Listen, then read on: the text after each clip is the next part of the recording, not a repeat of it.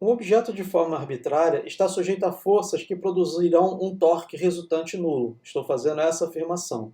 O torque em relação ao ponto O depende simultaneamente do módulo, direção e sentido da força. Pelo desenho, podemos ver que o módulo de F1 é maior que o módulo de F2 e que o módulo de F2 é igual ao módulo de F3. O torque em relação ao ponto O também depende do braço de alavanca da força.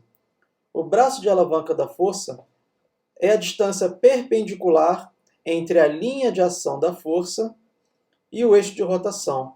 A maior dificuldade que você vai encontrar para calcular a força é justamente identificar o braço da alavanca, que deve ser perpendicular à linha de ação da força.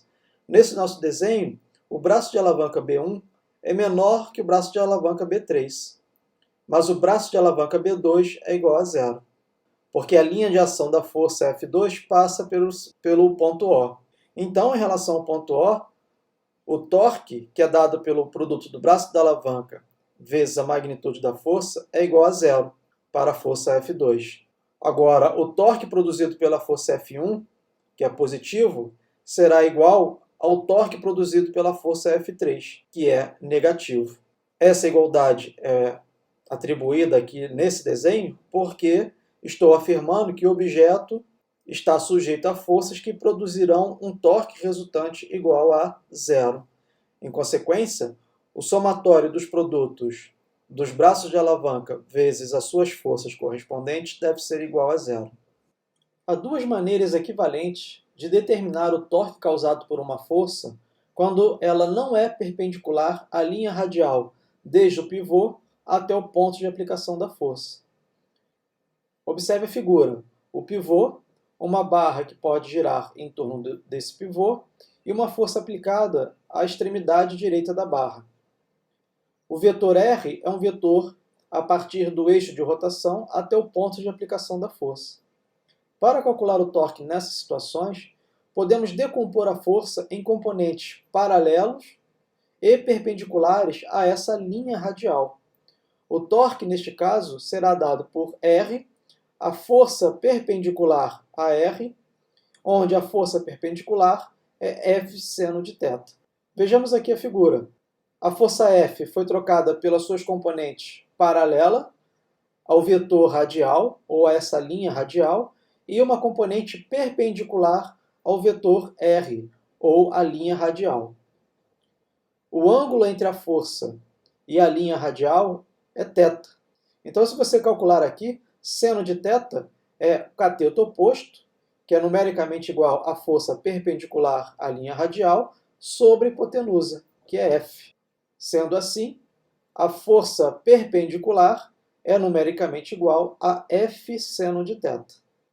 Uma outra forma para calcular o torque é determinar a distância perpendicular entre a linha de ação da força, aqui está a linha de ação da força na figura, e o eixo de rotação. Então, eu traço uma linha do eixo de rotação até a linha de ação da força. Mas essa linha que será traçada, ela deve ser perpendicular à linha de ação da força. Essa distância perpendicular é o que chamamos de braço de alavanca. Observe o ângulo θ entre a linha de ação da força e a distância radial. Aqui é o ângulo oposto. Então, seno de θ é o cateto oposto, que é o braço de alavanca, dividido pela hipotenusa, que é oposto ao ângulo reto, que é a magnitude do vetor R. Logo, R perpendicular é numericamente igual a R seno θ. R perpendicular vezes a força é igual a R seno θ vezes F. Observe que o resultado é o mesmo. Reordenando o lado direito de ambas as equações, vamos ter RF seno θ. RF seno θ. Somente a força perpendicular à distância ao eixo de rotação contribui para o torque. Isto é, você não vai conseguir girar essa barra com a componente da força paralela à linha radial. A sua força deve ser perpendicular à linha radial. Se a força faz um determinado ângulo, somente a componente perpendicular vai realizar o torque. Fique atento ao seguinte: por enquanto, estamos considerando apenas rotações em torno de um eixo fixo, que restringe o objeto a girar em torno desse eixo e impede que ele se afaste do eixo. É o exemplo de uma porta. Uma porta é pivotada em um dos seus lados maiores. Você abre essa porta por meio da aplicação de um torque. A força que você aplica à maçaneta é uma força que é perpendicular ao lado menor da porta. E esse lado menor da porta é justamente o braço da alavanca. Você deve ter percebido experimentalmente que é mais fácil abrir a porta empurrando pela maçaneta do que próximo ao eixo de rotação. Para produzir o mesmo torque, isto é, para fechar a porta, se você empurrar próximo do eixo de rotação, você deve aplicar uma força maior. Se você empurra pela maçaneta, a força que você vai aplicar é menor, porque o braço de alavanca é maior e é numericamente igual à largura da porta. Agora, caso você queira fechar a porta aplicando um torque próximo ao eixo de rotação, então a sua força deve ser maior, porque o braço de alavanca é menor. O mesmo acontece quando você quer desaparafusar um parafuso. Você deve aplicar uma força e deve segurar na extremidade da chave.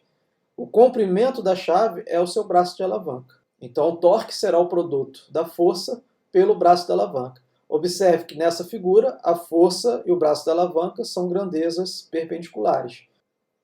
Agora, se você quiser trocar a roda do seu carro usando uma chave inglesa, nesta situação mostrada na figura, você está aplicando uma força de 750 newtons. Essa força aqui, ela não é perpendicular à linha radial, que passa pela chave. O torque, nesse caso, será igual ao produto da força pelo braço de alavanca. O braço da alavanca é uma linha que sai do eixo de rotação até a linha de ação da força. Observe que esse encontro aqui, esse vértice, constitui um ângulo de 90 graus. O torque será, portanto, igual a 750 newtons vezes 0,20 metros. Observe agora na figura da direita que a força aplicada é menor. Por quê? Porque, neste caso, o braço de alavanca é maior, vale 30 centímetros. O torque, neste caso, equivale a 510 newtons vezes 0,30.